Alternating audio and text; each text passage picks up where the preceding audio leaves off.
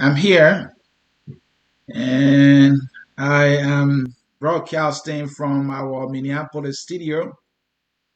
And it is my pleasure to say good morning to you from my end.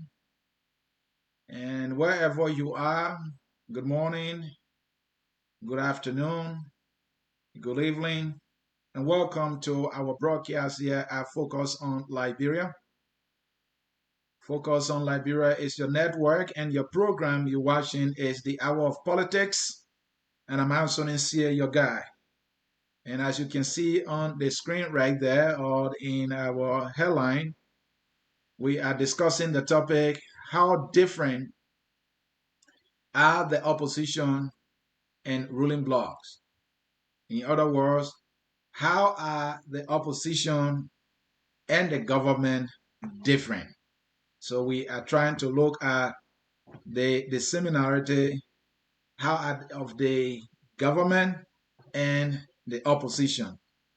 Um, I know you are wondering where is this guy going with the topic, but hey, I want to welcome you, and it is my pleasure to be joining you at this hour on the Hour of Politics. Again, welcome, welcome, and welcome. Do us a favor by sharing the show. We're going to have a great show here, and we will go into a lot of details. And so I want you to stay with me and hit that share button. We want to look at how different is the opposition uh, from the government, or how different is the government from the opposition? Are they different at all? We're going to get to know. Are they similar in some respects? We will also get into that. We have, are they different in the conduct of their primaries? If you look at their candidates in terms of character, their stance on the issue, what they bring to the table, credibility. Are the candidates on both sides similar or different? And if they are similar or different, how? We'll be looking at that. Do we see some recycled politicians on both sides of the political divide? Talking about the opposition bloc and the ruling bloc. Are there some strong candidates on both sides? Are there some political weaklings or candidates who you can refer to as weaklings on both sides? We want to also look at their messaging. Do they have a very good message? How are they communicating their messages to the voters to win the voters' trust? In order to be voted. Don't forget, we are in an election here, and again, the best place you can be right now to get a critical and analytical breakdown of the politics that is ongoing is nowhere else other than the Hour of Politics here at Focus on Liberia. Because here at Focus on Liberia, we'll go to the issue. We don't have a side. We are in the middle, but we have a side though. And that side is Liberia and also the Liberian people. It is my pleasure, and I can't welcome you enough, and I don't want to waste your time.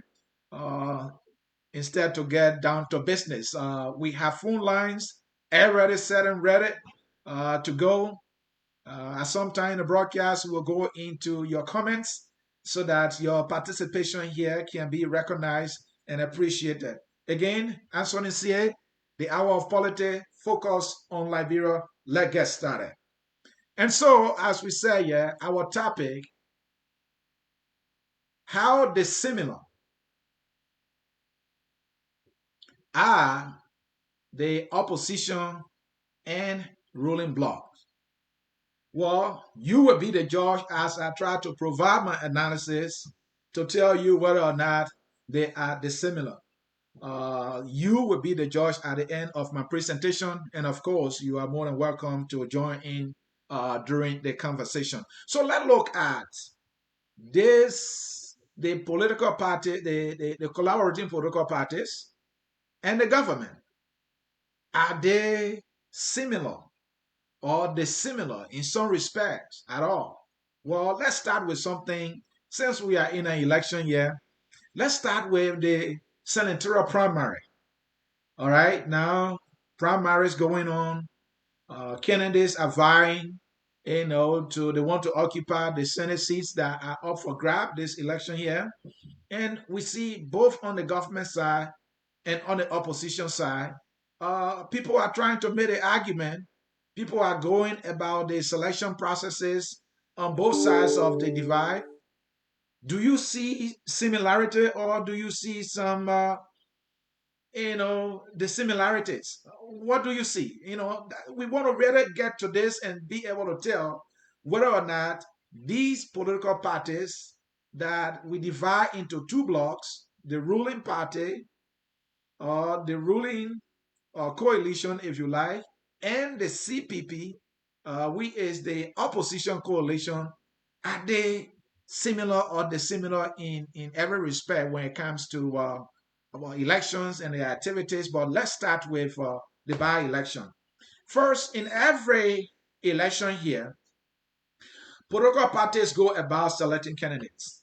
It is a very democratic process, very good democratic process that set the stage, for a political competition.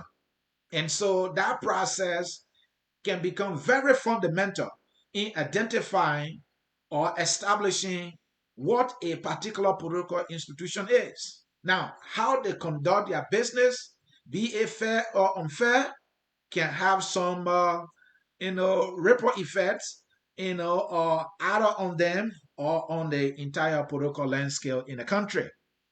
And so we know that the CDC, as a ruling coalition, of course, does have interest in the election.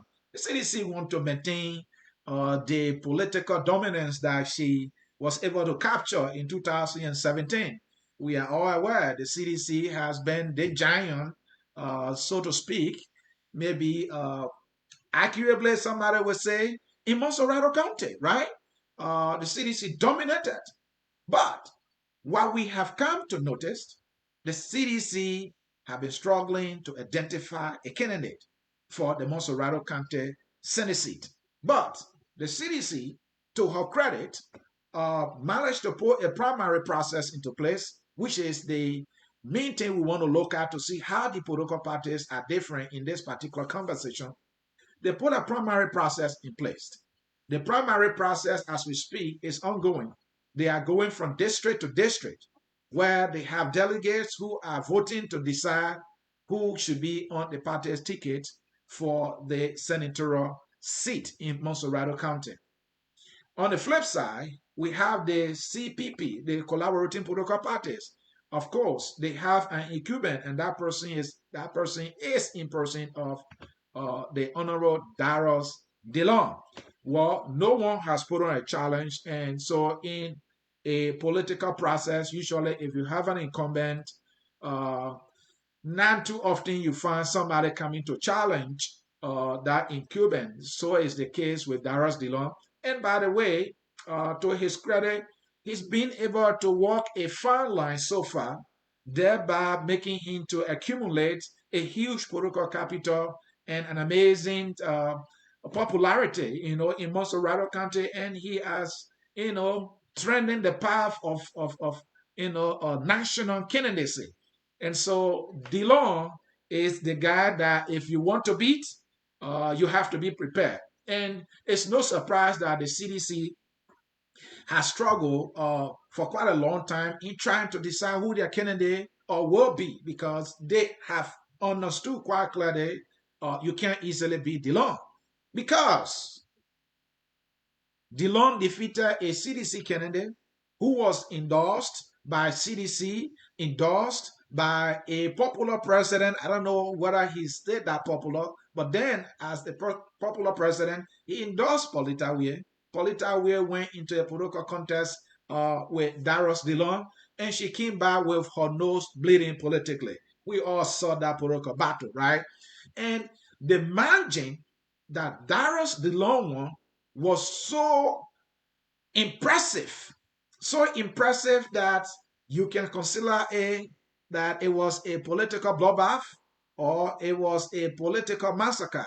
It was a landslide, not to use some tough language here. It was a landslide victory that Darius DeLong was able to pull from what sedition call the Mante CDC, in what sedition know to be their stronghold, Monserrado County.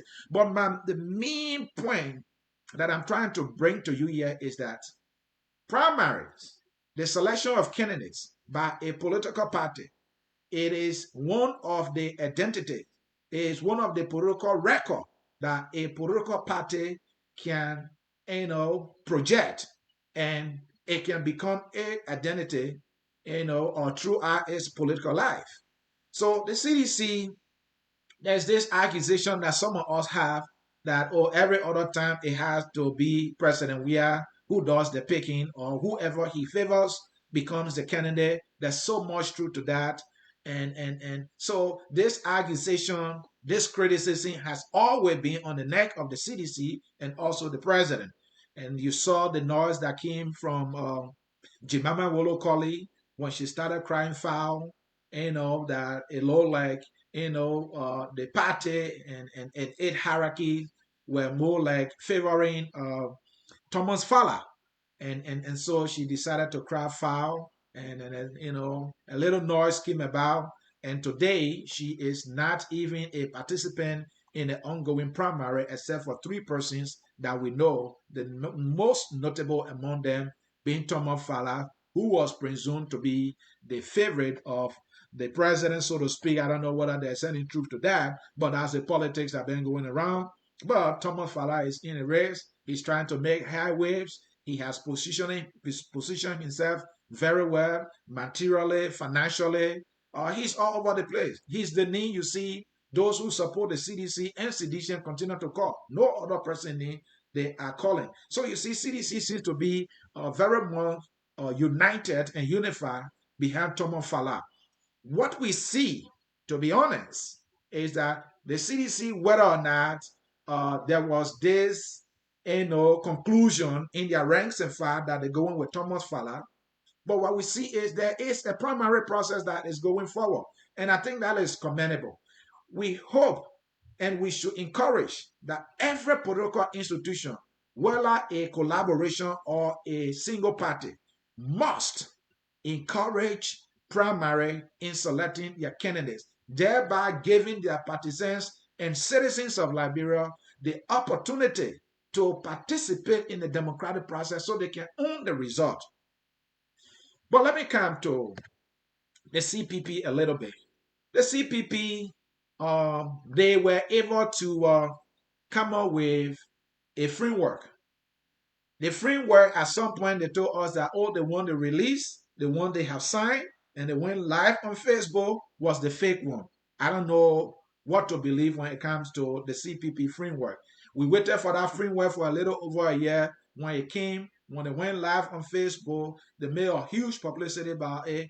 It ended up to be the one that is not the correct one they told us. But we are yet to get from them the original one or the right framework. But in that framework, that doesn't make the framework, to not be relevant. The job pointed out some things they needed to correct that they didn't do, and that's what they were saying. But if you look at the document, you would think that maybe 90 or 98% of the document or the language in the document will stay, except for a few things that they intend to change. So I'm making the point to say that they have a binding document that decide how they select their candidates, and they are clear in them. But in that document, they have consensus, they have primary, they have VPS, and many other things. And in the concession portion that I want to play emphasis on here is that the concession is that they will go about allotting counties to individual political parties within the CPP. Now, is that democratic? Does that give the democratic opportunity of participation, that participatory democratic process? Does that consensus they reach in a document that they agree upon, provide that participatory process that involves the partisans, to be a part of the decision making? Does that? Somebody may argue, yes, because it is an agreement that the leader signed, and by default, the member also signed and agreed onto. So if the decision is that we're giving county S to party X, then whoever becomes the candidate, that is the wish and aspiration of all of the members in the collaboration. But let's take a backdrop here. If you allot a slot to a particular county, in the case we know that the CPP allotted, I believe, Bond County to the ANC. No, they don't allow Bond County to the ANC because Bond County did not, the ANC did not get Bond County. Jeremiah Slunter, who happened to be a member, maybe we can say now was a member of the ANC, he had to part ways with his party because the downside of such arrangement from his side is that it did not give him the opportunity to participate in a primary process in the first place, and on the second hand, so to speak, to participate in the election. I think he's feeling that if at all the parties in the collaboration were given the opportunity to fee individual candidates in every county that they can possibly fee a candidate, at least he would have had the opportunity to participate in the primary, and maybe he would have won the primary, and thereby giving him the opportunity to participate in the upcoming election.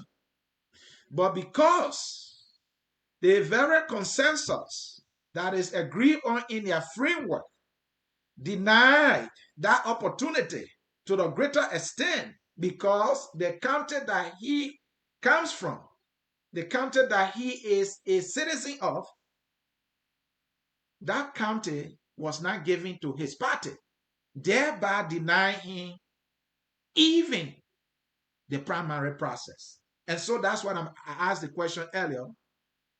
Does that make that consensus democratic in your opinion?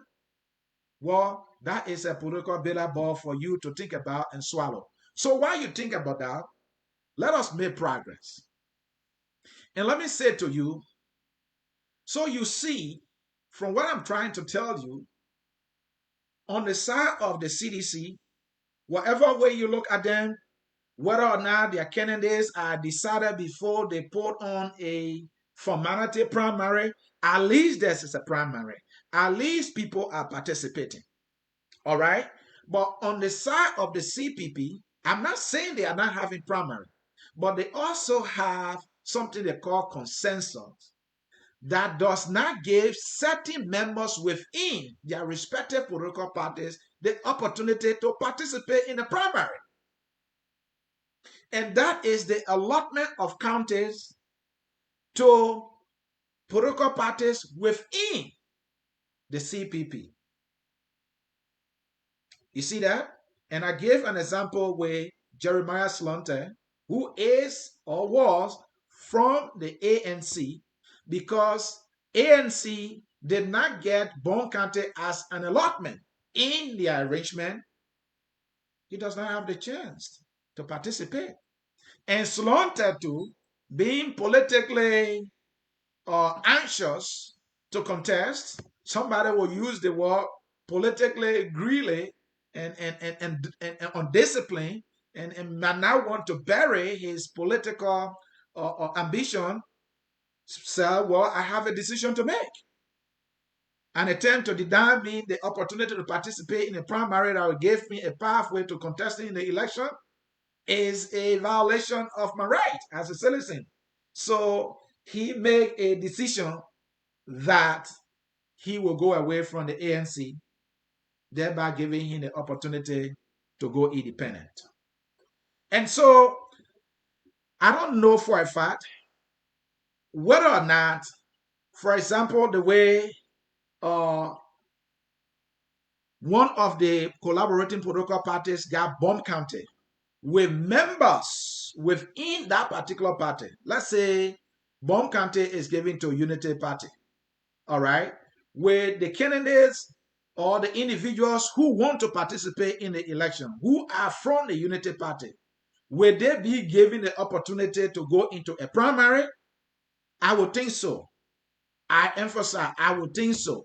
If Bond County is being given to the Unity Party may have 2 or 3 persons who have political interest in that position. They should be able to have a primary. Now, what I have now come to hear, and I may be wrong, is that there has not been any primary process set into motion up to the time I started doing the broadcast from the opposition side. The only thing we heard is this arrangement, contest being butchered, on the basis of the parties within the collaboration. Now, I would think that if Party X is giving County X, members within that party will contest in a primary to decide who becomes the candidate for that party in that county. But we are yet to hear about any such primary. So I'm saying this to say that the opposition that tried to carry itself as an alternative is yet to show that alternative principles. The opposition is now walking that alternative walk that will win the trust and confidence of the Liberian people, that will suggest to us that they are doing things differently. Mr. Cummings, who happens to be the chairman of the CPP right now, he has the good saying that you can't be doing one thing over and over and over and continue to expect a different result. So are the CPP folks who try to be the alternative to us, the Liberian people, doing the same thing over and over? And then they expect to get a different result? Or are they doing things differently? It's just that I don't understand it or someone else don't understand it. Well, if they are doing it, they need to make it clear so that we can be able to understand. Because irrespective of what side you stand, when you get in a political contest, your goal is to succeed. And you succeed by convincing people with how you conduct yourself, how you conduct your activities, how you carry on your messaging. These are the things that will be able to win the minds of the people to trust you again. While it is true, I want to point out that some people, when they're on their political side, no matter what you do, they are there. But you must be able to be appealing politically in all your activities and conduct, in as much as you want to be the one to serve our country in a way that will give hope to the Liberian people. But as it stands, I think they have a lot of work to do. I'm saying the CPP has a lot of work to do in establishing themselves, as viable, as an alternative, giving a clear cut or putting into place clear cut processes that we see visibly, that are communicated, so that we can know that yes, they are doing things differently from the CDC. So these are reasons to look at and say, you know what, we can trust them. I want to see that. I definitely want to see that. And to the CDC that try to go with their primaries, whether or not people critique it or criticize to be, like how they call it, like a showmanship. They have already decided whether or not it's a showmanship. At least they have a process that is ongoing. And I think no matter where you stand on a political divide, we should be able to appreciate that. Because that is the essence of democracy, right? To allow the people to participate in the decision that will lead to a political product that will serve them at the final end. Isn't why it is? And so that is why we should encourage it. But at the same time, it must be genuine, it must be authentic, it must not be fake, it must be real, it must be genuine, so that the people can be able to feel the impact and own it. But if it is decided behind closed doors and you come to job pull or show, then that is very deceptive, that is unacceptable, and it should be condemned by all people. All right, let me progress. So if we look at the candidates, Do we have winnable candidates on both sides? Is Thomas Fala a winnable candidate for the CDC? The CDC will argue, yes, he is a winnable candidate. I mean, for Christ's sake, that guy put up $1 billion Liberian dollar the other day. That guy was seen distributing rice along with Samuel 12. That guy is everywhere. That guy is talking about a university.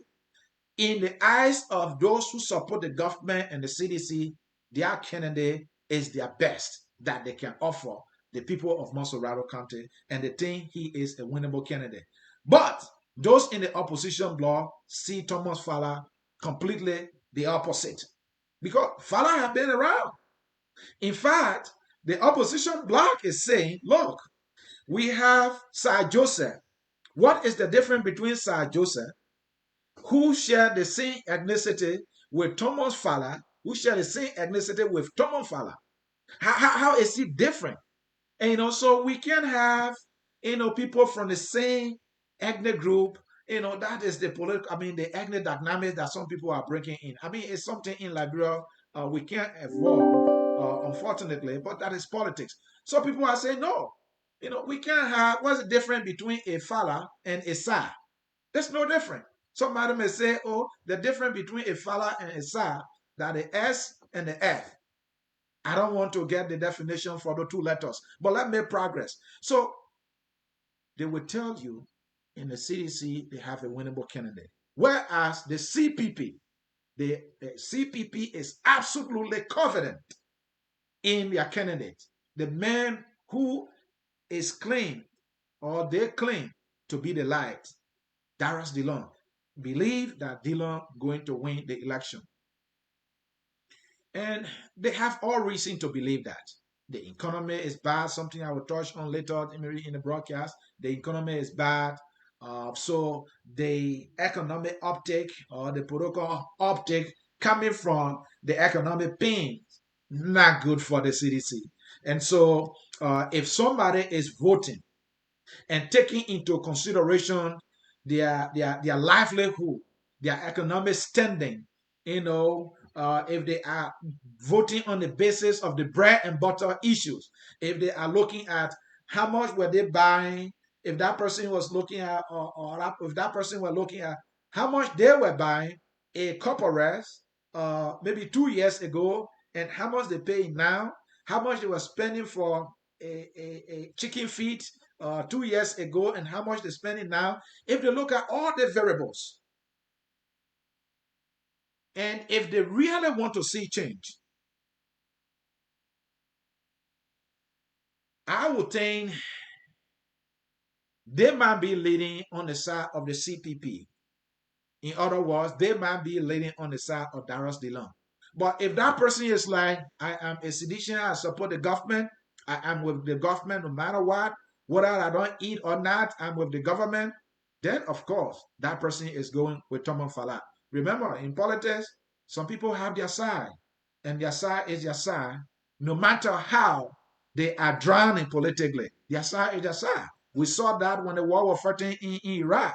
We had the defense minister, when the Americans are already swam the entire Baghdad, and this information minister who knew that they have completely lost territory, and he was stay on BBC saying that they were taking the American down and they had a ground and they were doing all that.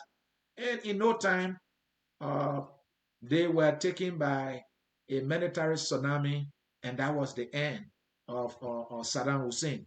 And so people will always have their side, no matter how tough it is. Only some people will say, you know what? I am for my country, even though I support this person. In as much as my country is drowning, I'm gonna come to the rescue of my country with my vote, with my voice, with my decision, and save my country, or do it in the best interest of my country, because this person will leave tomorrow, my country will remain. So what we see is that depending on where you stand on the political divide, you see your side having strong candidate, whereas you see your opponent having a weakling. And I try to make the emphasis with the Monserrado team because it's the biggest of all. All right. You see those in the government, they're going after Darius Dillon. The only person they criticize in the entire Republic of Liberia, for the most part, when it comes to the election in Montserrado County, or the entire senatorial by-election, for the most part, is Darius Dillon. Podcasts that are in the government corner, talk show hosts that are in the government corner, government surrogates, apologists, and supporters and officials, all of them, they are taking, on this one man called Darius Dillon. But Darius Dillon too, he got some supporters who are in a corner, and they are trying to be on his side in the best way they can. And by the way, they have the CPP. It's no matter how you see the CPP, it should be considered as a very big arrangement, except that, in my judgment, they are not doing a better job. They have the ability to do better. I will continue to say that there should be no reason why this CPP should not be able to succeed politically in the upcoming senatorial by-election. Because in my judgment, politically speaking, everything should be in their favor. The narrative on their side, the government is losing the public relation war, the economy is stacked against the government, and the opposition people continue to persecute the government on the poor performance and the deteriorating impact of the economy. And so everything is going their way. The only thing is that they don't have a cohesive message. They themselves are having issues among them very selves, and these are the things that are undermined. So the CPP is its own problem right now. The CPP is its own problem right now. So, and on both sides, we see recycled politicians, because we have Yala in Bum County, who left his party, the MPP, I believe, whatever his party was. Now he switched party and he's going to the CDC, because he is not seeing, that his political canopy is kind of flattening, and so he's looking for where he can get, some cover up politically. So now he went to the CDC so that he can become the CDC candidate, and hoping that will get him to the finish line. But Joel Howard Taylor, who happened to be part of the CDC, meaning the Collaborating Political Party, the Coalition for Democratic Change, that is a coalition, that brought this current government that we have. Joel Howard Taylor is part of that coalition. But she referred to the candidate who has switched party, Yala, as a snake who should not be trusted. So what you see there is, even within the very CDC itself, there are fights. They are divided. They are divided. So in our first segment here, I think what you may have captured here is that you don't see that much of a difference at all. You don't see that much of a difference at all between these two political blocs. The CPP, which is the opposition bloc, and the ruling Coalition for Democratic Change. You don't see that much of a difference right there. All right. Let me see quickly here if I have some comments. Let me see right here if I have some comments. We have Desmond Finney, good day, brother. We have Renal. He said, Lord, the CPP should have primary at all costs. Yes, I agree with you. The CPP need to have primary. Folks in cyberspace, if you are watching, Focus on Liberia, I'm Ansony Sieh hosting. This is our program, The Hour of Politics. Let me check to our phone lines here quickly. I think we have a caller. We have a caller who is joining us here. Let me bring the caller in quickly so we can get this thing going. The man, Desmond Finley. He is an associate of Focus on Ansony, how are you Disclosure. My brother, welcome to the broadcast. How you feeling? I'm pretty well, man. It's been a while. Yeah, my man, it's been a while, and it's good that you call in, so that you can do what you always do here at Focus on Liberia. So quickly to the issue. I'm enjoying the analysis. Today, I'm typically I've been called a lot of villains today because my brother resigned CDC and put his hat in the race for the Senate. But to a larger point of what you're discussing today, a lot of things make sense. Yeah. If you notice a trend in Liberia, there's a guy called the representative of District 1, Grand Bassa County, called Hans Bachi. Mm-hmm. Hans Bachi was never a Liberty Party partisan. Right. But the political, because the way they did that division in party alignment, right. So then Hans Bachi was in Liberty Party. Right. You see? So politics makes strange bedfellows. Yeah. Somebody said that a long time ago, and it always makes sense. Mm-hmm. But the CPP collaborating political parties came together, but with the end goal was always admirable. I respect that. Right. The byproduct of their thinking is a result of what they have now. If you don't have primaries, you have all these kind of issues arising. Edwin Snow left them. You see what I'm saying? Yeah. Snow left them.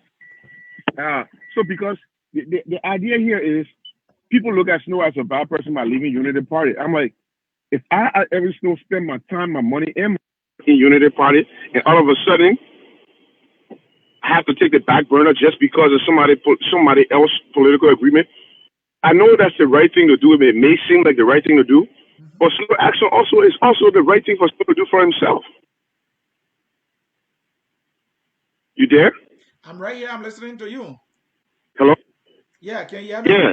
So my point here, the point I'm trying to make here is when these guys when they came out with their solution, when they were coming up with this collaborating political party, the biggest mistake they did was to make a divide.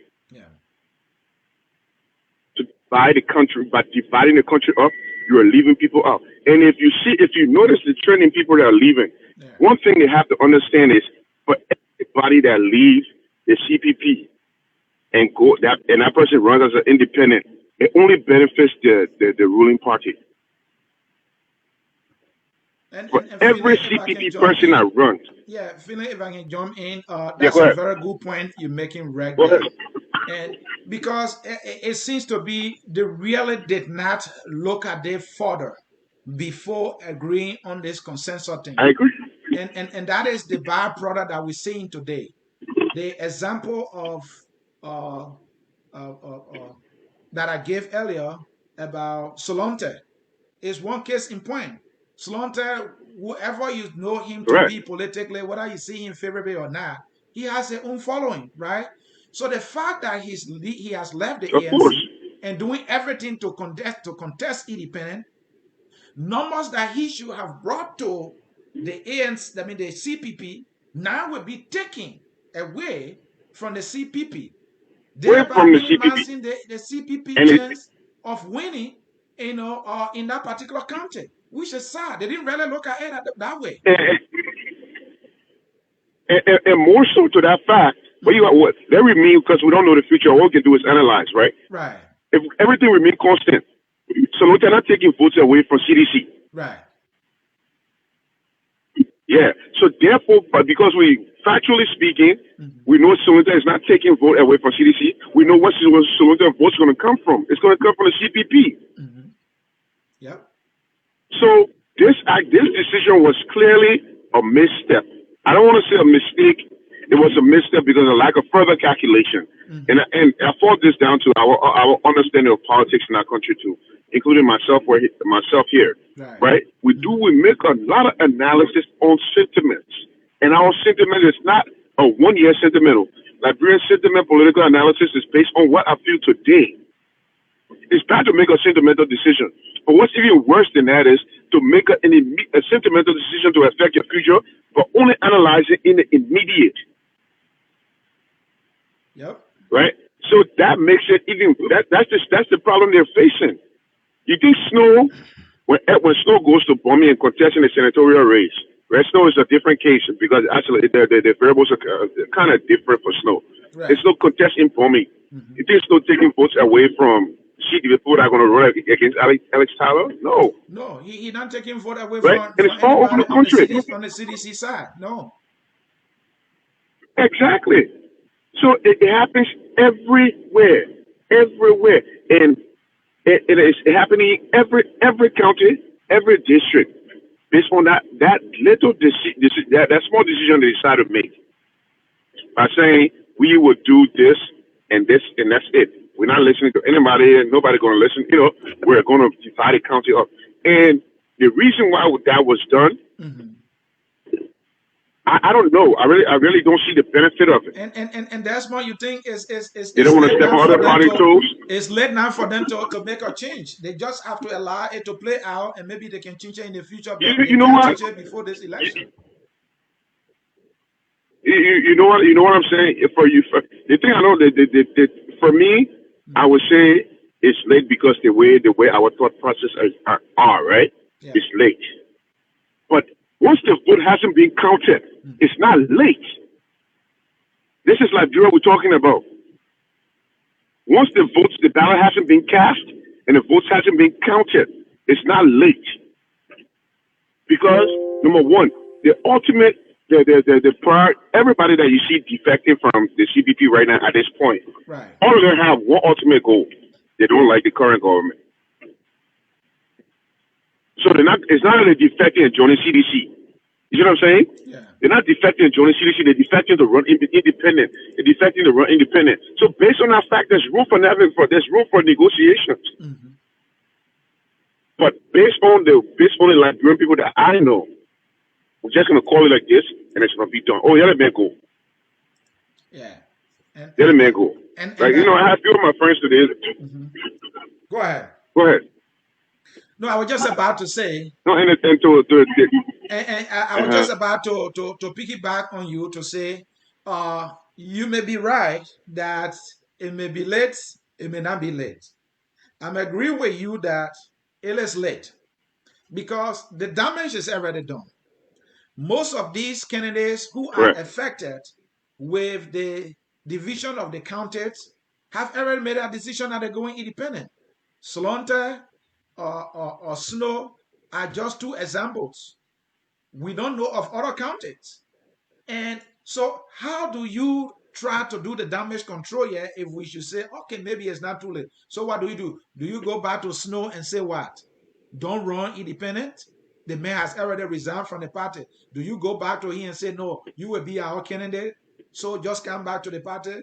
Do you go back to Slaughter and say, oh, don't leave the party? What we're going to do now, since maybe you are a prominent son, we will do the redistribution.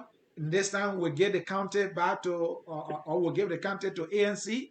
You can't do that because any effort to do that, you will be pissing the other party off, like Unity Party that will be giving bomb county now. Unity Party say, but you have given the county earlier. Why are you taking it back? Oh, you're taking it back because of Snontek? You want to certify somebody? So it's kind of tricky thing, right? So for me, my decision, my conclusion here is that it is too late. Let it play out. Let them take the political latches for the decision that they made that they didn't really look accurately. This political party, that's my recommendation. If they're putting the enrichment together, they should get even people from outside, people they don't even like, to critique their document for them. Let people look at it. What will happen in the long run? And divide the county. If this person does not get the opportunity to run, will the person not leave the party to go independent, thereby affecting us? They need to ask the critical questions before they can make this kind of decision. Anthony, yeah. You know the funny thing that just happened, where you and I were only two people on the phone and we're having discussion. Right. Yes, a solution they could still divide the country and have a solution out. Right. Okay. Even though the country is divided, the primaries will be open in the CPP. Anybody that wasn't going to run on that party ticket. Mm-hmm. That's the benefit of having a primary, like you said. Okay. Had they had a primary with an open primary, let's say, for example, the primary is going to be a CPP primary. Right. But if you win Bon County, you're running on Unity Party ticket. If you win Grand Bassa County, you're running on Liberty Party ticket. Right. So it's an open primary for CPP. That's just one solution. I'm not saying that, but the point, to go back to the original point that you started the discussion about was, if they had a primary, these things would be avoided. Oh, yeah. But they could have structured a primary under the CPP banner, where if you win this county, regardless what party you in, so someone that could have ran in the primary, won the primary for Bon County, and still run on the banner of Unity Party, for whatever sake that is. You know what I mean? Right. Because we know what parties are in Liberia. Parties are not parties, are just things. But the parties are the men. not men in the sense of a male, but if you understand, most people, I don't want to be sexist, Right. but it's strong. It's an individual driven arena. Right. So what's the point? Run the primary under the CPP banner, and any individual that we any county after your division of counties, which that's a solution that can still work. That's it. And that's the essence There's of a solution that can still work. that's the essence of the collaboration, so that you will feed a single candidate in a particular election. That's your goal. So why are you dishing this thing out? And it's just that. But let's look at the flip side too, though, Desmond. Let's look at the flip side too, though. All right. Mm-hmm. And the flip side is that, Yes. okay, you are the member of the CPP. You participated in the framework. The framework was signed. Your leader signed on your behalf. Whatever happened, whether or not it affects your political future, why can't you say, you know what? It was a decision that my party agreed to. Even though I don't like the result, I will stand by the decision for the sake of peace, so that our party or the enrichment cannot be jeopardized. Why can't an individual make that decision? The reason why an individual cannot make that decision in Liberia is simple. Because the party is not doing nothing for the individual. Individuals do everything for the party. So if the party was an institution, right, Mm-hmm. that was society, if the party in itself was from the sense of a business or incorporated business, right? Right. Let's look at it. Let's step aside from the political arena and get into business. Mm-hmm. If the party was an incorporated individual entity that was doing something for that individual would sacrifice something for that party. But on the flip side, what happened in Liberia, the individuals are doing things for the party. And the party doesn't have nothing in return to give to that individual but a banner. So therefore, it's easy for that person to say, you know what party is this? I am the party. I'm gone. If you look back in the 2017 election, yeah. You think that is entirely true with you think that is entirely true with all the candidates? You think that is entirely true with all the candidates? No. Okay. That is society. That is a society. The way I just said it was a societal norm. Right. I'm not saying that's the truth for every individual, but that's a societal norm. The societal norm is the individuals bring to the party do not bring to the individual. If George Weah today joined MPP, anyway, MPP is the only political party in Liberia. When I talk about political party, that's an institution. MPP provides that, right? Because they have structure, they own the party itself has resources, right? That the party itself gets. From a legal standpoint, the party itself gets as an individual party. The party owns and operates by itself. So the individuals there can come and go, but the party, to some extent, the party is, autonomous in itself in a way compared to other parties now. But if Georgia today leave CDC and join Liberty Party, you think CDC that party again? Everybody in CDC that went blue, the sun went white. That one is a showcase. With our job, we have. I believe so the point is, CDC is done. We've seen that with other parties in the past. Yeah. Because the party attaches itself to Georgia, then the party itself, or individuals in the party do attach themselves to Georgia, then the party. That is a fact. They can disagree, but that is their cookie to enjoy. Yes, and that's the reason. That's the reason why the people they make it. Because human being, our innate ability or understanding of things is for self. It's our first instinct to think, how can I get out of here? So when you're doing some selfless things, it takes a lot of courage to act selflessly, right? Yeah. So, and politicians, on the other hand, like more than 10 times don't do selfless acts. And if they're doing a selfless act, there's a reward at the end. My final point on what you said earlier, which I agree with, and that the reason why is you said that because individuals tend to give more to the party than the party gave to them. I'm glad that you agree with me. It's not entirely true with everybody, but when you look at Liberia, it seems to be for the most part. Let's look at individuals who really don't bring anything to the party. Akaros Gray is one person. If Akara Gray leave the CDC today, I don't see how he wins an election. No, I don't see how he can win an election. let's say men like Eugene Fagon. Solomon Eugene George Fagon should leave CDC. and Solomon George. Solomon George. You understand? So Solomon George. yeah, Solomon George can win election even at CDC. yeah. So these are individuals that are just milking the honey from the political parties, and without these political parties, they will become, political nothing. But hold on, let me bring in this caller. Be on the line or be with me as we continue the broadcast. Let me bring this caller in. Caller with phone number ending in 6948. Your name and where you joining us from? Yeah. Hello, my name is Douglas. I'm calling from Sweden. How are you? Oh, the man from Sweden, Douglas. Welcome, my man. I'm doing well. How you doing? I'm okay. Thank you for the program. Okay. Hi, Douglas. Yeah. Hi. Yeah. You were talking about the CPP. You know, the CPP is structured in a way. You can remember the primary in Cape Mau. Yes, I remember the primary. Was it election or primary? Yeah. Yeah, it was the election in Cape Mau, but it was a primary. Where, the two of the political parties in the CPP of Polo and Kennedy, right? That's it. Okay, now because of that precedence, they said that the Unity Party, and the ANC, they were in the same collaboration, and they were carrying different two Kennedys, which were going to impose problem on the CPP. You got that scenario. Yes. Okay, so because of that, they said that they said that one political party cannot carry huge number of candidates within the CPP. This is why they decided to divide the counties. Because, for example, if the 15 counties, if the Unity Party get most of the candidates from Unity Party get more chance to run as a candidate on the CPP, then the other parties will be like they are not party anymore.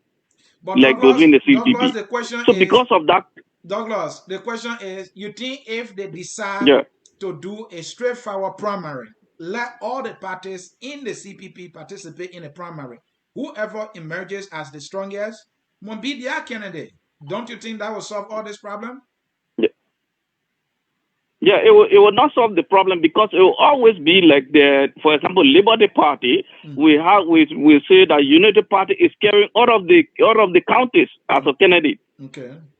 So then it will say come within conflict within the CPP. This is why they divided the 8 counties. Douglas, can I understand? We know why they divided. I understand that premise that you're saying, right? That's what happened. Yeah.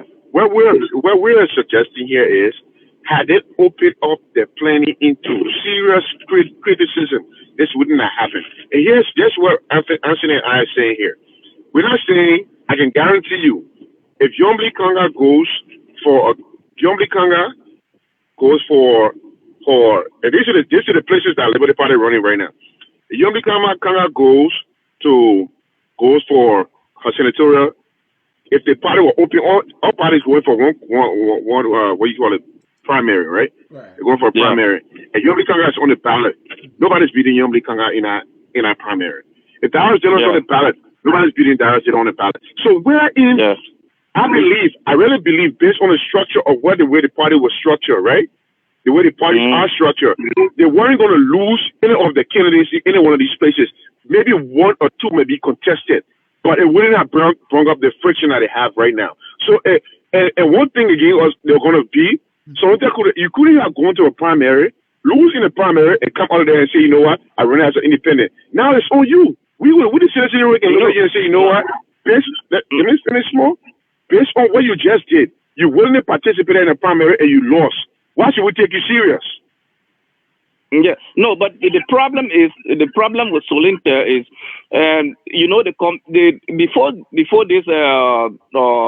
before they divided the counties, they did a VBS. They did a survey, and the survey showed that Solinter was nowhere in Bon County. So where ANC came out high in the survey, that there where they took to few candidates. So the survey in Bon County, Douglas, anything? Yeah, hello? Douglas, I didn't mean to cut you off, but Yeah. I want you to wrap it up. I think we got your point here. So please close. Yeah, the survey. I just wanted to close with that. That the survey in Bon County shows that Solonte was nowhere nowhere around winning anything in Bon County. First, it was this speaker. The speaker was the guy that they were favored in Bon County. Now in Cape Mount, and ANC, at least they got a point in Cape Mount. I mean, he came up with higher points. That's why they took Cape Mount and Maryland. You know, these are the counties that the few candidates, for example, the Liberty Party, they know Yombly, who have been the best candidate in Basel, then Delon. You know, those counties that they took, they are the counties they know they show. But the other counties, they are not sure that they are going to win them. So what will happen into the other counties is the VPS. The VPS will show the candidate that will definitely take those areas. You know, that's it. All right. You know, I don't know. It's a very clear and transparent system where the counties, where the parties took the counties that they are going to win. You know, I think that was a very good decision that they made, because all of the other counties will be difficult for them. Right. It will be very, very difficult. Thank you for your thank you for the program. Thank you, the man who called from all the way. Switzerland. Thank you for your contribution. And Desmond, let's look at before we go to your country's Grand Bassa County, let's look at what we see too on both sides is the recycling of politicians, right? We see Sano Johnson now trying to come, you know, going on the other side. We see Alice Tyler, yeah. I think he's going with CDC now. Whether or not he was with the CDC, but this guy served as a speaker before. His political, you know, copybook is completely dirty with red ink because of the way he carried himself. He earned the nickname Corruption King Kong. And this is the guy CDC is going with. So all the parties are recycling these politicians, right? Yeah. So these parties are recycling politicians. That's the nature of the day. And I tend to look back. I like to look at history before I comment. Right? Since 2003, up to 2005, when the time Ansony became president, right, we haven't introduced no new politician into the system. Right? That wasn't somebody that has a minister or something before. Right. Besides this recent guy that just won in Cape Mount. So therefore, my thinking on the situation is that we really need to start grooming people to replace people. Because as we speak today, like today, my brother just resigned foreign ministry to go run to be a senator. Yeah, that's more. You're making a good point, but there's noise in your background. Can you relocate a little bit? Yeah, I came to somewhere quiet. Okay. I came somewhere quiet right now. All right, continue. Yeah. So today, my brother just resigned to run for senator. I think he stand a good chance. I don't know the facts on the ground. I'm not there. But if he wins, just look at the trend. And look at the option first. You get a senator that already been there for 9 years. You're ready to be there for another 9. I'll give her 18 years of service, right? Yeah. You got a guy that was a senator for 9 years. His 9 years ended. He took 3 years off. He became foreign minister for 2 years. That's 5 years, right? Yeah. That's 11 years. If he wins, you get 9 years. That's 21 years. That's your 2 options. But I look mean, at your options. That's your brother. So people might think you are a little biased, but that's your county. So you may not know every detail on the ground, but I think you know about the candidates. There is Nyombli. There is your brother, Basonga Finlay. Do you have Willie? One Willie there, or one Vincent? Vincent Willie. Vincent Willie. Yeah, Vincent Willie. So the question I want to ask you is, that's your county. Do you think the fact that you have three candidates that are known to battle for the vote, does that put Mhm. Yombly in a better position or your brother Wesson guy in a better position? I think Yumbi, to be quite honest, right now, Mm-hmm. if you were doing a polling right now, right Right. today, you poll somebody today, and if Mm-hmm. people understand what they were polling about, Right. Yumbi will be ahead in the polls. Okay. But today is today. Mm-hmm. Election day is still December. I mean, what I'm trying to say, Yeah. President gonna have work to do. Yeah. He has to seriously work. But the contingent will be on what Vincent really decides to do and who he decides to support. Right. Because Vincent resources can determine a winner. Yombly confidence or lack, Yombly confidence or arrogance in some sense can be her downfall in this instance. Because for Wesley to do what Wesley did, and to be honest with everybody, I've never spoken to Wesley about his politics. We don't discuss his politics because I think we are both on different sides of the aisle when it comes to politics. Right. But for Wesley to get in a race like this, Wesley is not a fool. One. Two, he's willing to work for it. So Wesley likes uphill battles. He don't like to run a battle that's down. So if you pull today, Youngbley's ahead today. July 28, 2020, Youngbley is in the lead. Okay. But election now, July 28, 2020. Election is December 8th, That's fine. 2020. Do you know? Therefore, I know you say you have not talked to your brother on his political contest yet, but do you know or have you politics. heard whether he's running independent or he's going with any party? I think I don't know. Okay. But what I do know is I contributed to the political campaign. I just sent some money today. Mm-hmm. But my first contribution to the political campaign. So with that being said, my brother is my brother. There are certain things in life we can't decide, and that's one of them. Okay, at least Yeah, you don't know, but some people are saying that he might be going with the CDC. He worked in a CDC government. I mean, that is not to say that because he worked in a CDC government, so he must. But if you look at the fact that he must have had some good relationship with the president, for which he was given that high-profile position, and so for him to be leaving that, he must have gotten the blessing of the president. Listen to the resignation. What other better blessing that he could Listen get to from the the president other than running on a party ticket? And listen to his resignation speech. He said not because he's resigning today, means he's leaving the CDC, a coalition with Democratic Change. Okay. He will be a member of the coalition of Democratic Change, and he hopes the president is putting in his next endeavor to go back to the Senate. So I'm paraphrasing here and there, but that was his exact phrase. Okay. Speaking to the fact that he's not leaving CDC. So my layman understanding of that he will be running a CDC ticket. Right, and today, the how they call it, the port was in Grand Bassa County today campaigning too. The port manager. These are all things that needs to be ironed out. But my point here is this: Vincent Willie is a decision maker today in Grand Bassa County. Okay. Take it or leave it. He can't win the election by far. He can't win the election by far. He will create a spot. He can't win it. Exactly. And when I say he can either say I will run and take vote for because Vincent Willie used to be in the Liberty Party. You know what, Vincent? Thank you for bringing it up.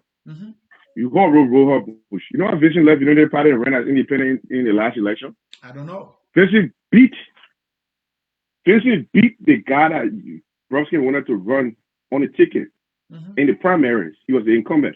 Vincent whipped him and the cheated Vincent. How Vincent left and ran. And won. And yeah, and won. Wow.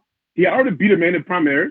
They refused to get him in the primary. But Elliot Desmond, you agree that you made a good point that I agree with, that in the past,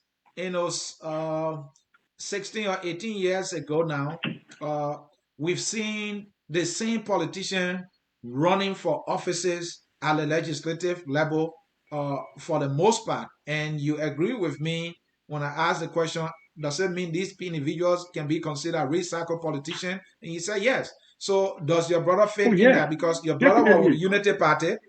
He was with Unity Party and he contested and won.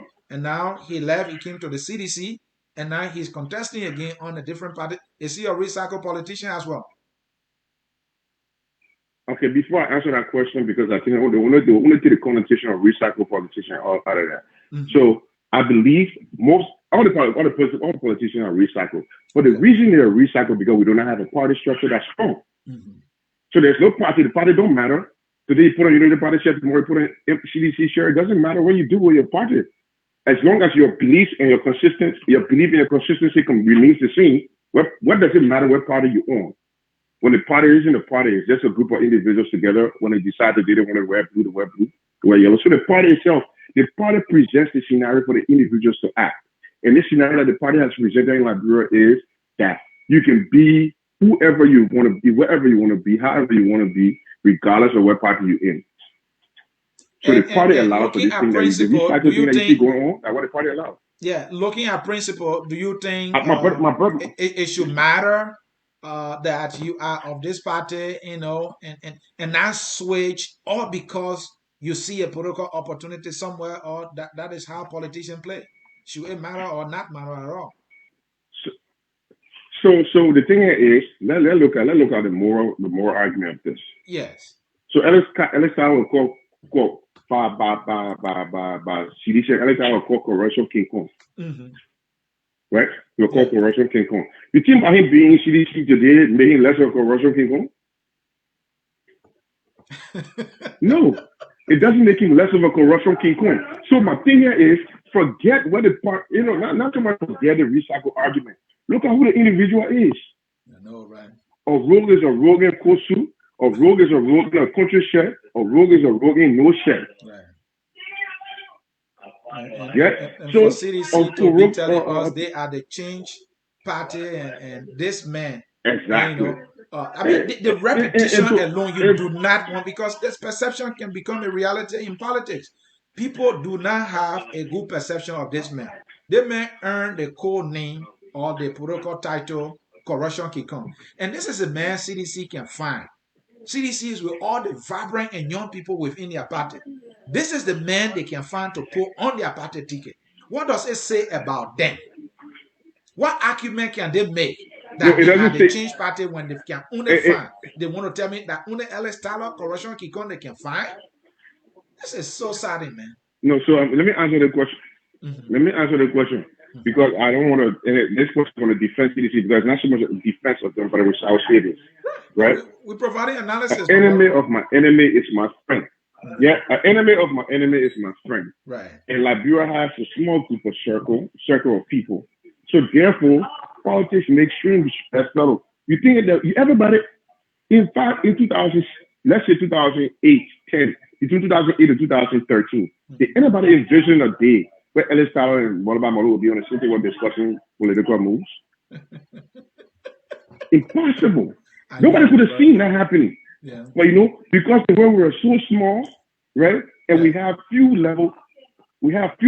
people making decisions, that's the kind of thing we end up with. I know. That's the kind of thing we end up with. We got Molu. Molu used to call Ellis Tyler political corruption King Kong. Today, Jefferson coaching El Talo can drink tea and liquor together. My brother, that one, they have a badge for that. Molu and some folks in the CDC have a badge for that, including the very Akaros girl we talk about earlier. Wearing these guys, the one calling Ellen war crime criminal that she belonged beyond Rusty Iron Bar when the election are coming in 2017. They and Eddie entered the marriage. Didn't they say the same thing about Prince Johnson? And Prince Johnson is Joshua Protocol godfather now. So, my brother, the issue of morals in our politics is something that we need to respect, and live by. And that's the only way we will always find our best. We have our best. This political party can look for competent people to run on these parties tickets instead of looking for the very recycled individuals. But again, it comes back to your point. It's what the individual brings to the party and not what the party is able to offer the individual. If the party does not have a platform that individuals, they don't have standards that they can use in deciding their candidates, of course, if the person is a corrupt individual, the fact that he can dish out few dollars to the party, that person will be on the party ticket. Tyler is back on the CDC ticket today because of money, nothing else. It's not because of the morals. It's not because of the morals. Desmond, there is too much noise from you. Hold on a minute. I'm Ansony, muting you for a moment. I'm muting you for a moment. I'll come back to you. Stay there with me. Let me read a few comments here. Folks in cyberspace, you are watching Focus on Liberia. My name is Ansony Sieh. This is the Hour of Politics, and I am your host. Let me read a few comments here quickly while my man Desmond get adjusted down there. This brother, Jusu Joseph Papo Yobo, I don't understand Liberia politics, oh man. Send cry. Whatever decision made by the CPP, they should stick by it, regardless of who goes away. And then we have an analyst here at Focus on Liberia, our chief political analyst, Wilmer Cooney writes, one of FOL brilliant senior political analysts pointed out this fundamental flaw with the CPP arrangement was made public. The entire CPP arrangement is built on quicksand that make not stand the political winds ahead. Marianne Roberts.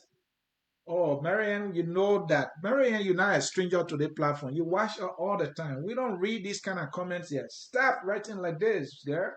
Stop that. All right. Let me go to the man, Jimmy Eastman. Jimmy is here. Jimmy, quickly to the issue. Hey, Ansony, Yeah, Ansony, how you doing? I'm doing well, brother. How you doing? I like the topic.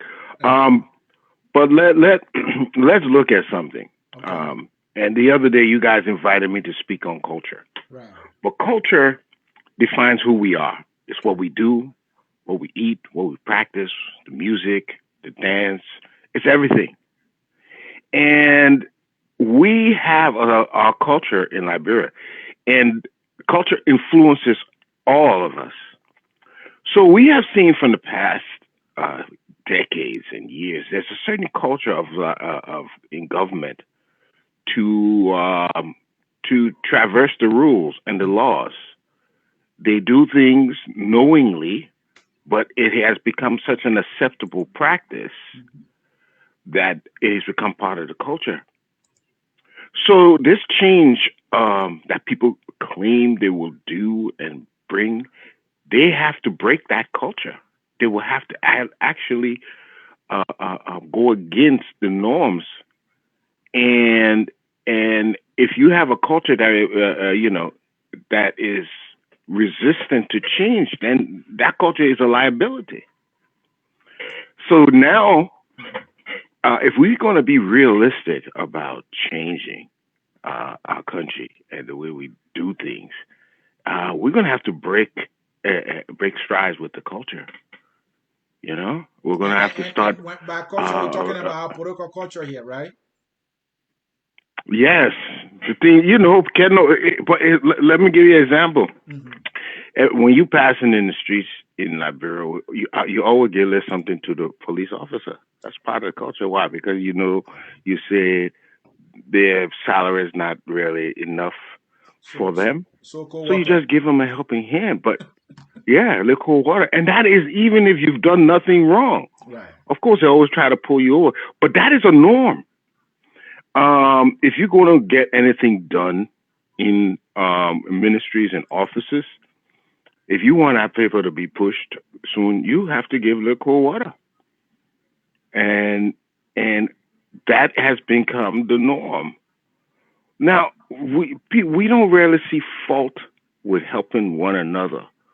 But when it becomes, you have to do it before any work will get done, then it becomes a liability. We're supposed to be able to do the work and do things efficiently. We're all at that. If we're going to make that part of the day-to-day, then we're creating a liability. And that goes through everything, even the political parties. When they get together, there's this thing they do. Before you become to lead, is the I like what you were talking about. Is the process democratic? Is the process really fair? What are the criteria that used to vet the candidates? How are they vetting these candidates? you know, and you'll find you have to be part of the culture before you will And the be vet this successful. candidates, you have a So matter you're of getting power much of the on same. if you do vetting, if you give your partisan the Hmm. opportunity to go into the primary, I don't see how a Tyler is Hmm. selected to run on your party ticket, except where he's dishing money around, which is a co-water thing you were talking about earlier, the culture. Yeah, there's always that, and they know he will be part of the culture that they want to cultivate.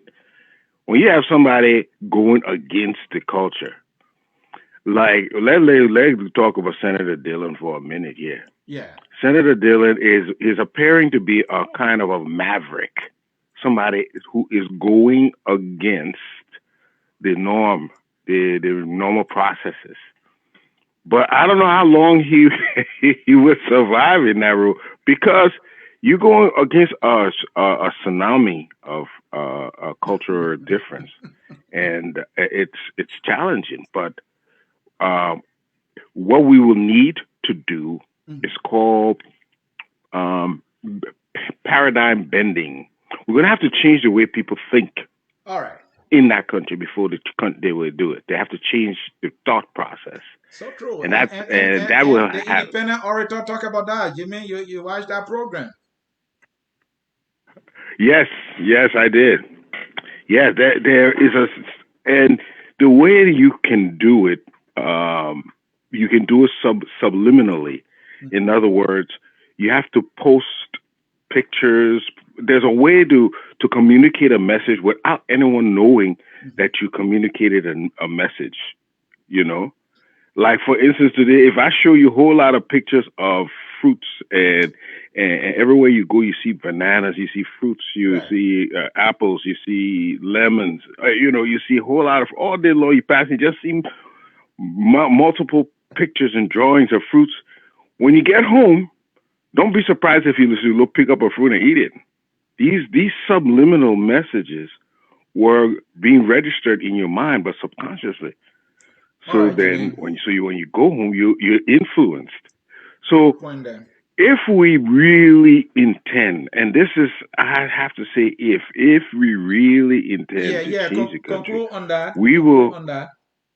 yeah, yeah, we will have to design methods Mhm. to subconsciously change the way people think because they will not do it voluntarily, and the culture is very strong. So you have to put things around them that was subjective imposition that will I cause them to agree. change and Measures be that will different. constrain people and restrict people, and prevent them and Yeah. deny them, the access and all that. And that's the only way. Fine point there, Jimmy. Thank you. Okay, man. Later. Thank you as always, Jimmy. Folks in cyberspace, you are watching Focus on Liberia. This is the Hour of Politics. I'm Ansony Sieh, and I have one of our analysts on the line. His name is Desmond Finlay. He is a political analyst here at Focus on Liberia. Mr. Finlay, I come back to you. I want us to go to this Yeah. segment. The final segment here is about messaging. That is our final segment, and we don't spend too much time on this one. Messaging. The CPP, Yeah. the CDC, what message can these two blocs or any of them can preach right now, in your opinion, that will pull them in the corner of the voters to vote for them? And before you come in, I'm going to show something. If one of the things I don't want, and I'm going to caution the government on this one of the things they don't want to venture into is the territory of lie to impress the people. And maybe because many of the people in Liberia don't have access to information online. All right. So if you're looking on your Mm-hmm. device as I'm displaying record from the finance ministry, the finance minister Samuel Tuer recently said that we have a budget surplus. When the guy said that for 2 days, I was in a shock because whatever way you think of Tuer, he's a brilliant guy. He just having to be having a very difficult time running our economy. That does not take his smartness away. Maybe he's smart in different things, but managing an economy, no, he's not smart, and the records are there. So this is 12 coming up to say the country has a surplus. But those of you who are watching, if you look on the screen, all right, the first quarter report. So the budget, first of all, was $525 million. That was projected and rectified. So the budget year is divided into 4 quarters. So in the first quarter, the projection for the fourth quarter was $170.3 million. Now, but what they realized or what they collected in that particular quarter was $79.7 million. That is a deficit of $37.6 million and a shortfall of 32%. Second quarter projection, $111.85 million. Actualized, meaning what they were able to get was $99.28 million. Deficit there was 12.57. Shortfall was 11%. Third quarter, $150 million projection. What they actualized was $139.42 million. That was another deficit of $10.5 million and a shortfall of 17%. In the fourth quarter, they have a deficit of $32 million and a shortfall of 50%. No surprise there because of coronavirus. And 12, because we are in an election season, would tell a bold-faced lie that they have budget surplus. You think that kind of messaging is hurting them and it's not something you will caution any side or not to venture into because it may hurt them? So before I comment on the budget shortfall and anything like that, I'll say this. I'll make a few comments about 12. Everybody said Samuel 12 is smart. I agree Samuel 12 is smart. The smartest of Samuel 12 was the ability to get a finance minister job in Liberia. That's just essence of him being smart right there. That's just proof and evaluation of him being smart. Beyond that, nothing else. Samuel 12 cannot be Minister of Finance in any country besides Liberia. Maybe because you're Liberian citizen at that, right?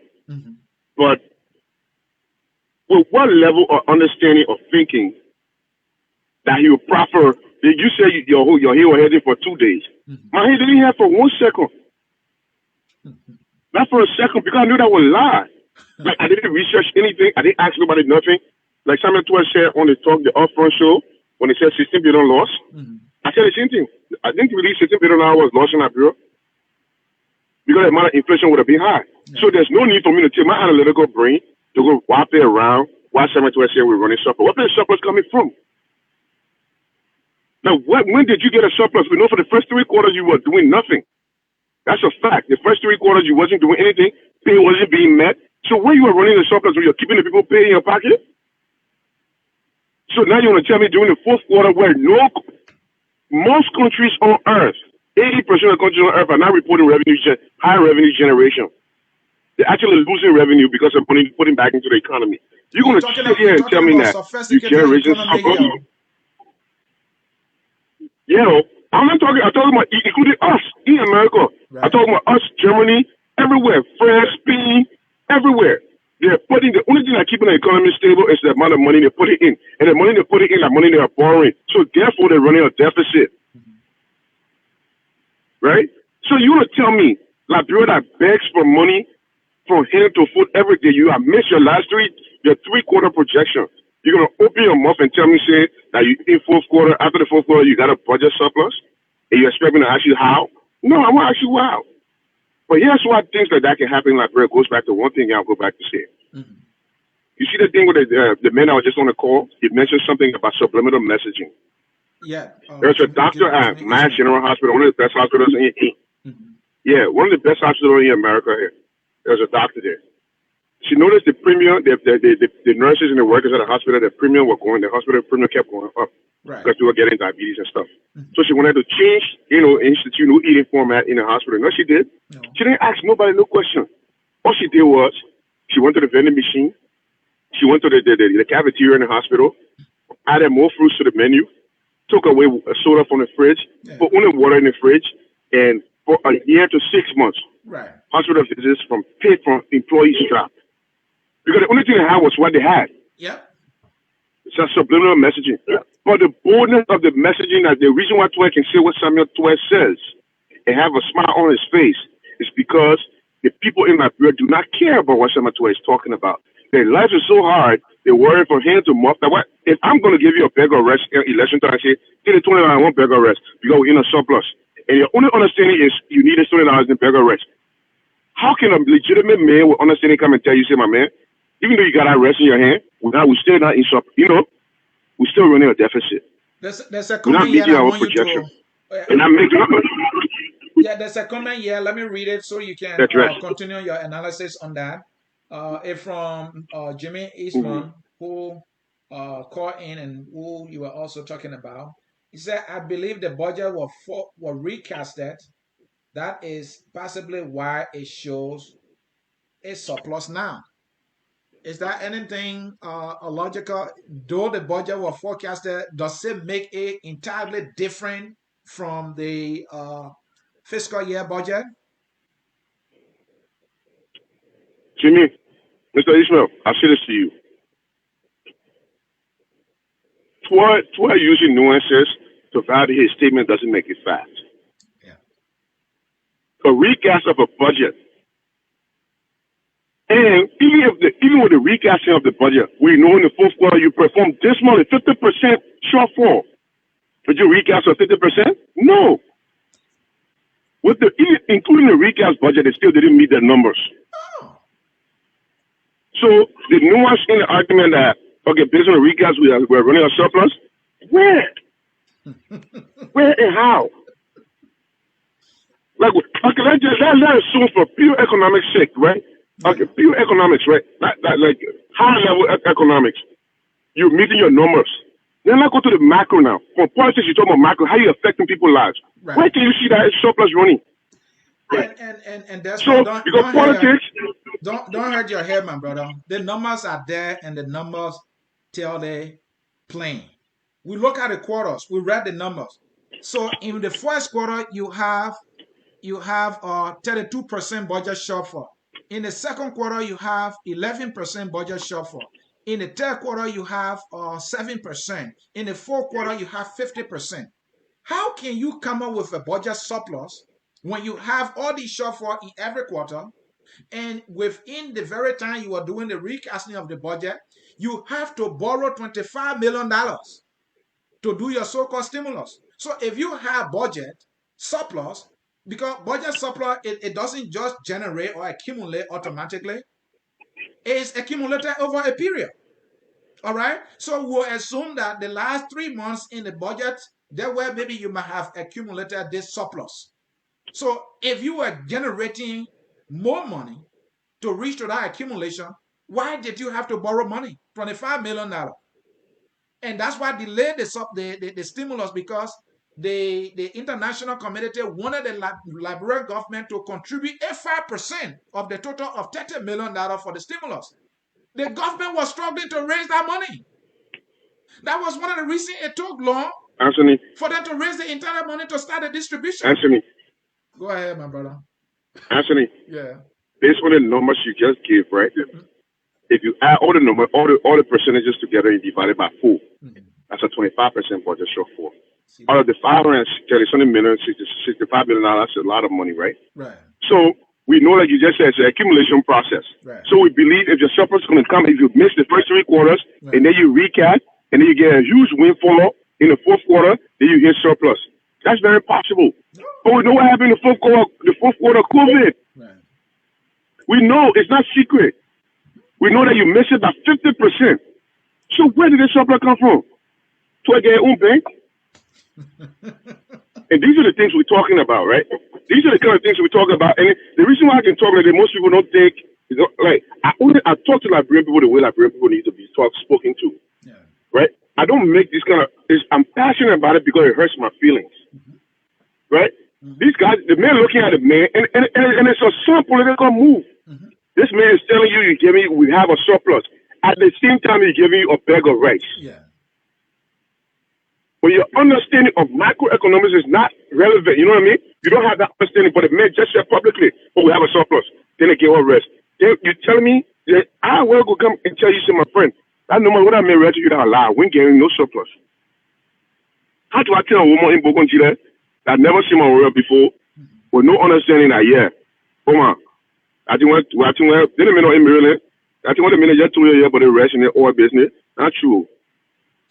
How do I explain myself to her to tell her, say, oh man, the understanding is over the whole year, not election time. So that's the conversation that needs to be held. Yeah. How do we communicate effectively to the masses that the things that are happening right now during this election year, yeah, they aren't the norm. For the next 6 years, 9 years, depending what, for the next 9 years, because the senator is running, for the next 9 years, you will live in abject poverty based on the decision you're getting for the 2 bag of rice and the oil that you're getting today. All right, that's one fine point there. So how do you communicate that effectively? Yeah, let's go on the CPP side to their messaging. Let's try to identify something that maybe they may not be doing right, because I mean, they shouldn't say that or think that this is a full-gone conclusion of a victory just because things are just bad in the country economically. They need to have a message. We can take cue from Dillon. Dillon did not use money. Dillon had a message, a captivating message. Exactly. That penetrated the minds of the people. Yes. A symbolic message.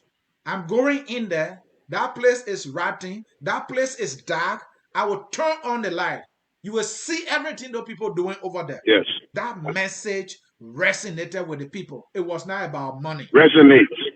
You understand? So what message, we can talk about the government all day, but what message does the opposition have or can they craft like Dillon did that can put them on that path to victory? Okay, so I will say this. You're talking about messaging from the CPP, they have none. Darius Dillon, the only messaging from the CPP is this. The CDC that bad government. So we had a rule. And it's finished. Nothing that they can change. The CPP carrying more incumbents right now in government in the Senate right now as compared to the Senate, as compared to CDC for the senatorial election. Mm-hmm. Anybody ever thought about that? So what it changed? You carry Sandra Johnson. So my argument here is what different? And this argument, not even my argument. This argument is my friend Robert Gleger. Robert argument here. What different are they perpetrating? Difference are they perpetrating, or what are they going to do differently? Yeah. What are you going to do differently? What are they going to do differently? You see, Dillon, I talk to people in Monrovia. And the consensus in Monrovia is this. Thomas Fowler can spend a Liberian budget $560+ million in Monrovia. Mm-hmm. He will not win one seat. He will not win Dillon. That's a consensus in Liberia. If people say bring money, yeah, you bring money, we'll eat it. Right? Because Dillon has found a way to do something succinct in Liberia. And I think one politician called it how one politician that did that to a certain extent, maybe because when I was chancellor. But Dillon has found a way to message something to the Liberian people that regardless of how you feel about him, right? Yeah. What they don't do, they don't get Tegri degree, they didn't go to college, they don't get in line, what they don't do, I don't know. It don't matter. It was his message. His message. The lady said, the message resonated. They said, someone can spend a Liberian budget in Monserrato, or they can spend all in Monserrato. You will not win the Monserrato seat because they don't have the messaging that resonated.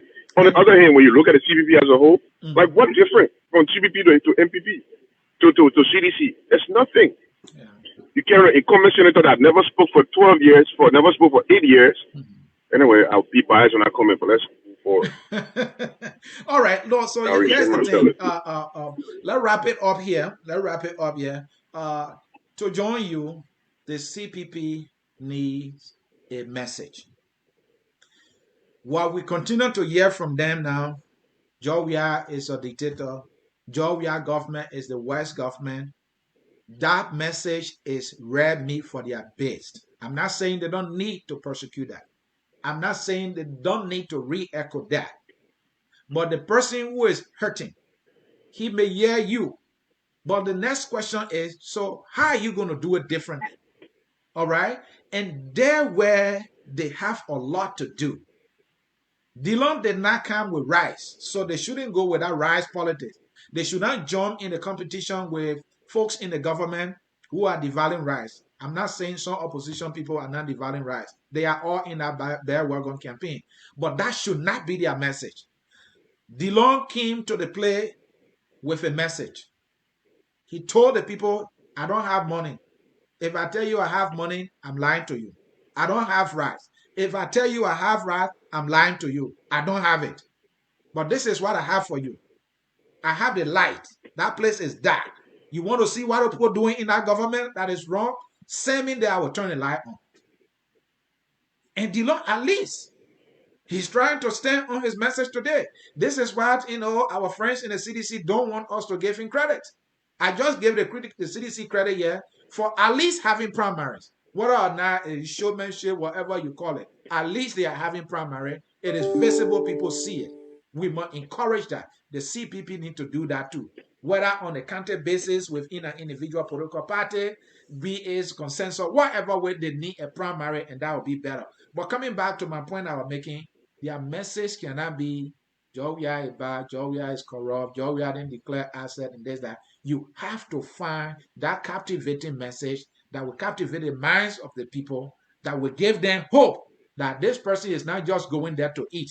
Because the Liberian people know that when these people are elected, it's all about what they get at the end of their election. It is not about what they do for the people. The evidence are there. All right. And so they need to find that message that Dillon. So people are not demanding too much from Dillon on roads and all that. All they are trying to ask him is continue to shine the light.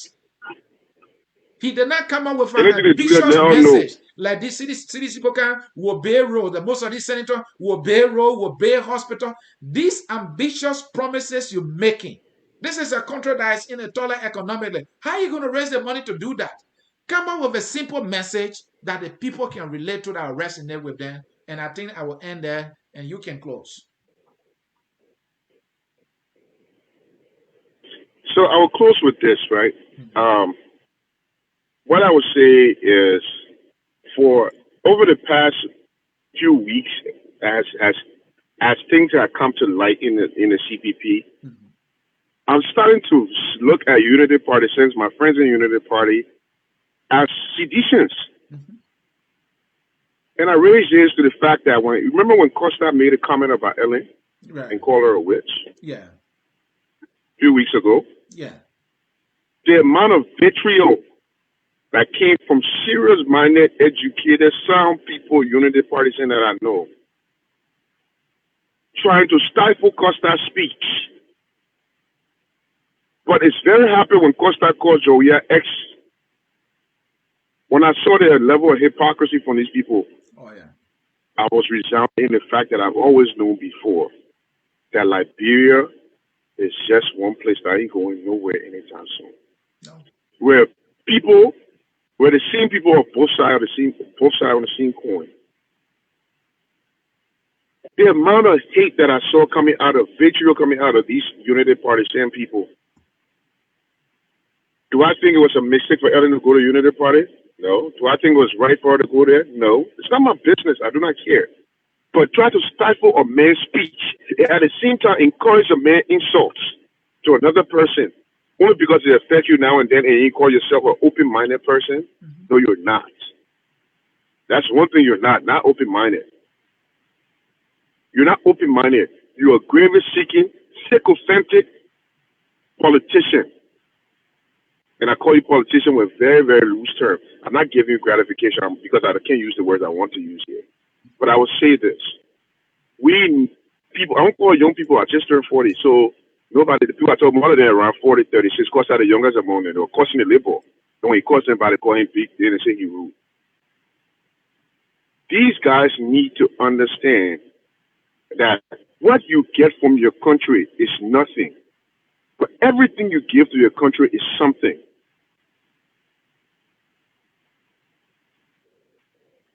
And with that, I will leave it. What you get from your country is nothing. But what you give to your country is everything. So watched, yes, a few days ago, we watched Johnny Lewis crossing the Pettis Bridge in Selma. Mm-hmm. They still have a funeral all around the country for him. Yeah. I know places are changing their schools' names around for him. It wasn't what America gave him. Yeah. It's what he gave this country. Exactly. All right. So with that, I'll leave it. Thank you. Desmond Finney there, an analyst here at Focus on Liberia on the phone line, giving his parting statement. Folks in cyberspace, Focus on Liberia here, the Hour of Politics. I'm Ansony, Sieh, your host, and we have been discussing the topic, how dissimilar are the opposition and ruling bloc in our politics in Liberia. Folks, I want to say thank you for staying with us throughout the broadcast. Had it not been because of you, we would not be here. But I got a closing for you. So wait for me. Let me wrap this up. And before I wrap this up, let me read a few comments. Jefferson Day, what DeLon has done, you can justify. He writes. Kesali Double, DeLon's message is plain and simple. And I think it is legit and means well for Liberia. Message with little or no pretense. And somebody here, none. There were entities that did not receive even 40 of their allotment in the past budget here. And that is from Kesali again. I think he was replying to Jimmy Eastman. All right, folks, let us close on the topic. We talk about whether or not there are any dissimilarities between the ruling party or the ruling coalition and the opposition coalition, or the CPP, we call it. And from our analysis, we have come to realize that the political parties, they are not different. They are the same. The CPP today is recycling politicians who are contesting for positions. The CDC is doing the same thing. For example, the CDC got Alex Tyler, really?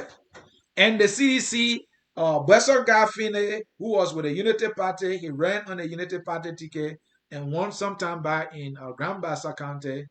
He made it way to the CDC, and now, from all indications, he will be running on the CDC ticket in Grand Bassa County to put on a challenge to Nyomli Kanga. We saw Jeremiah Slunter of the ANC leaving his party because his party was not giving the county, Bomb County, thereby robbing him of any possibility to contest. And so he found a way cleverly. Resign, go independent. But he was with the ANC though. He contested on a KNT presidential ticket, if I'm not mistaken. We have Sando Johnson shifting. We have Yala in Bomb County shifting. Cross-carpeting. This cross-carpeting thing has started way back. So both on the opposition and the government side, people are cross-carpeting, trying to find a source or a pathway to the political gravy hut. And they don't care about morals. They don't care how people view them. In as much as they get what they want at the end of the political, contest, that's what that matters. Whether they destroy Liberia morally by doing so, they don't care. So we have come to the conclusion that these political parties in Liberia are no different. They all operate the same way and do not fall for it. When they are not in government, they see all the wrong. But when they are in government, they are quiet. Our friends in the CDC today are quiet about the excesses that are going on in the government. They will celebrate a Samuel 12, Mr. Budget shortfall, who cannot account for the amount of millions spent with the $25 million map of exercise. CDC today cannot utter a war about Nambodiki, a fake Nigerian who purported himself as a Liberian, that President Weah appointed to one of our most credible integrity institutions, the LACC. That fake and crook of a lawyer, that fraudster of a lawyer, is still being maintained by our president. Folks in the CDC are silent about that. On the opposition side, Yeke Koluba displays what we can all agree was an irresponsible behavior. Whether or not you agree he was provoked, did not warrant the display of that warlike, rebel-like behavior that he displayed. Somebody might have been traumatized. Folks in the CPP, there's no condemnation. When Costa go ballistic on anybody in the CPP, the CDC, they celebrate him. But when Costa throws a punch on somebody who within the CPP or is associated with the CPP, then they want to make noise. So how are these political arrangements or political parties different? Somebody, or I think my man Sister Goya called them election clubs or election courts. It just come around during election time. And this has been the story of Mama Liberia over and over and over and over again. There's no wonder why, after we just celebrated 173 years of independence, I can't go to Grand Cru on the paved road, my county. My beloved county, I can't drive. Even President Weah is yet to visit his county that he's claiming. He says from Grand Cru. 3 years now, he has not gone there. Oh, I think if that road was good, he will be there. And many of us from that country will be there as frequently as possible. And that can be said about Riverside, Wapolu, Maryland, and other counties. These are the behaviors that gave us what we have today as a bad country, economically and in terms of development. Our country is better. We'll say, oh, you see on social media, you talk all the words about your government and your country. Liberia is bad in terms of development. Do you not see the pictures on Facebook about roads? When the rainy season comes around, don't you see our mothers, our sisters in Vatan standing out in the water, they put their copper on the piece of plank and cooking? Just because of that little swamp that the government can spend around $15 million and just look for crush rock mixture with sand and gravel and just fill that whole place and that whole thing be gone and drag the Monserrato River so that when the tide rises, the water will be able to go into the river and then flow into the Atlantic Ocean? We cannot do that up to this time? Oh, so when somebody try to point these things out, and then you say the person is bad mouthing their country. If we not look in our own eyes and say the things that we are doing poorly, how we have failed ourselves in terms of development, how we have failed ourselves in terms of leadership, leaderships at our political party level, at our county organization levels, in wherever place we associate ourselves, in our homes. If we can look ourselves in the eyes and say, you know what, I think we're going bananas here. Who's going to tell us? You expect the Americans to tell us? You expect the Ghanaians to tell us? So those of you who've been making this noise about, oh, just say on social media, I live with being objective.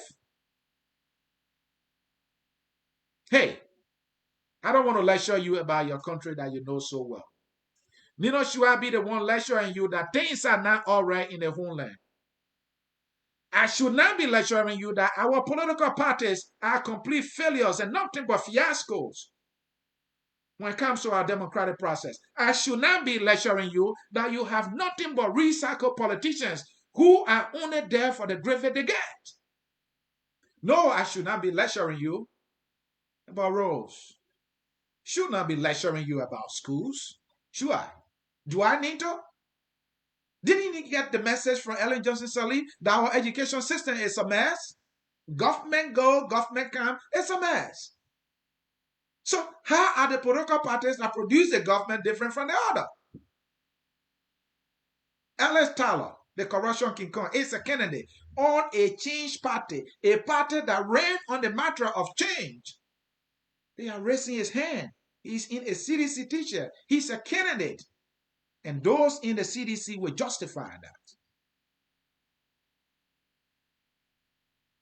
Somebody who is morally bankrupt, who committed mayhem in our society, will make a way to the CPP. Maybe because he got a bigger pocket, he will be celebrated. He will be made a candidate. He will be voted for. How are they different?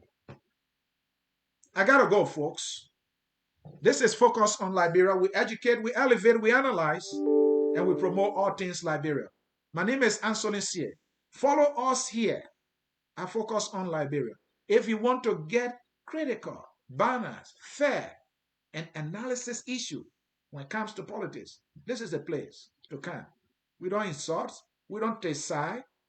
When we see that somebody is not behaving well on the other hand and need to be given a banana, we give you banana. And if that person deserves a political bitter ball, we give you that political bitter ball. And we do it for free. Yeah, for free we do it. All because of our country, Liberia. Because in Liberia, I know one little girl is crying. Her uncle can't help her because he's unemployed. And so the neighbor, who she sees as uncle also, who has a job, might be raping her. Have you not heard? Hello? About 600 rape cases reported over the past period. 102 cases alone in the month of June and July. 102 cases. Hello? Pastors, bishops are raping as little as 10 and 15 in our country. Hello? I have to leave it there, folks. Don't focus on Liberia. Today, this evening, at 7 p.m. Eastern Time, for our program that we call Chemistry and Society, and the presenter or host is Dr. Saki Golafale. The program you're listening to comes on every Tuesday about this time, and I'm your host, and it's called The Hour of Politics. And we have a program coming on also on Friday. It's called LRB Talks. That program is hosted by Eva, Hawa, Ivers, Jennifer, and Rose Joy. You don't want to miss it. Every Friday at 7 p.m. Eastern Time, live here at Focus on Liberia. And also on Saturday, we have FOL Marketplace. FOL Marketplace is Focus on Liberia Marketplace. It's our business and economic forum where we discuss issue of economics with emphasis on business. All right. The host of that program is William Bernard King, and it comes on every Saturday at 3 p.m. Eastern Time. Then on Sunday, we have a program called Primetime Sunday that comes on. That is Sunday at 6 p.m. Eastern Time. That is when we have our Larry King kind of style. All right. And then another program here hosted by Avatuba is How I See It with Axel Vatuba. It comes on every Thursday at 12 noon Eastern Time. Here I focus on Liberia. We educate, we elevate, and we promote all things Liberia. I got one last thing for you. There's a song And that song is called We Are All Liberians. But before I play that song, let me find something juicy for you. Maybe I can't find it. So I will play that song for you. And the song says, We are all Liberians, and Liberia is our home. Enjoy that song for just 1 minute. You appreciate me for that. My name is Ansony Sieh, and I'm saying on behalf of all the team here at Focus on Liberia, remember that coronavirus is still around. Keep yourself safe and protected, as well as your loved one. We thank you, and bye-bye. We are